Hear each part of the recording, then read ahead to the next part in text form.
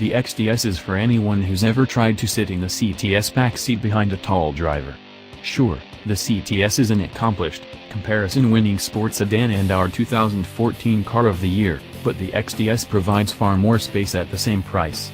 And in the 410 horsepower, all-wheel drive V-Sport Platinum form, the updated 2018 XTS does its best to earn a $73,840 price tag and eradicate associations you may have of the XTS as chauffeur-driven airport transportation. Riding on the same platform as the Chevrolet Impala and Buick LaCrosse, the front-end all-wheel drive XTS provides a level of interior space you won't find on some of the Cadillac's competition.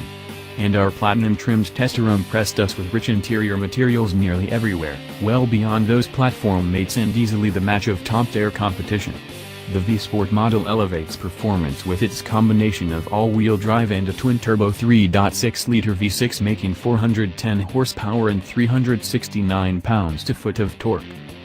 The 2018 XTS V-Sport reached 60 miles per hour in 5.2 seconds at the track, a noticeable 1.7-second improvement over a 304 horsepower base-engined all-wheel drive XTS we've tested.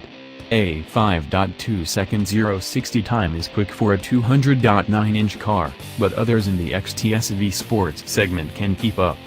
We tested a rear-drive Genesis G80 with a V8 engine, then known as a Hyundai Genesis, accelerating to 60 in 5.2 seconds, and the newer rear-drive G80 with a twin-turbo V6 is just as quick.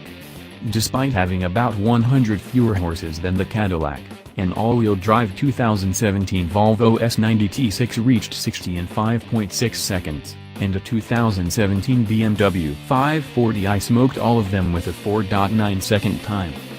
None of those competitors have the XTS 18 cubic foot trunk, however, and the midsize BMW isn't quite as spacious as the Cadillac. Despite the XTS size, testing director Kim Reynolds said the car is much better handling than you'd predict looking at it. On the Figure 8 test, which tracks driving characteristics such as acceleration, braking, cornering, and the transitions between them, the Cadillac turned in a performance of 26.0 seconds at 0.70 grams, average. The car exhibited noticeable roll and pitch on the track, but Reynolds commented that its suspension was damped acceptably. The XTS V-Sports Figure 8 performance compares favorably to both G80 models, is slightly better than the S90 T6, but isn't as good as the 540i. Braking from 60 to 0 required 121 feet, behind the two G80s, 116 feet, the 540i, 117 feet, and the 2017 S90, 108 feet, but it's worth noting that Volvo stretched that car for the 2018 model year. Road test editor Chris Walton said that for a car riding on all-season tires, the Cadillac's braking distance is respectable, but he did note the car had a squishy pedal and the body exhibited lots of dive. Off the track, the XTS brake pedal requires too much travel before any actual braking occurs. The star of the XTS V-Sports dynamics isn't just the 410 horsepower under the hood, but the magnetic ride control system, which produces a ride that's not overly floaty yet still doesn't pound over every road imperfection. Around town, the 6-speed automatic feels like its standard transmission setting is sport, but after more time with the car, I came to see it more as responsive than touchy. No matter how good the suspension and how responsive the transmission, though, no XTS will ever be as much fun on the winding road as a CTS.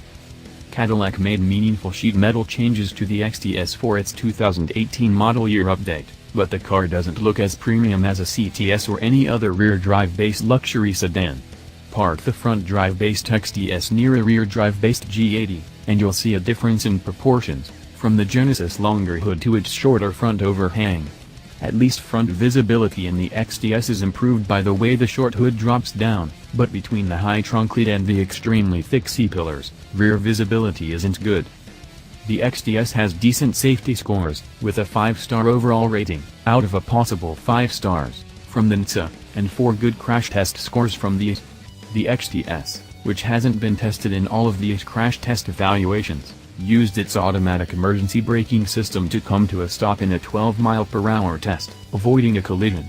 In a 25-mile-per-hour test, the car reduced speed by 12 miles per hour, earning a superior score, the highest rating.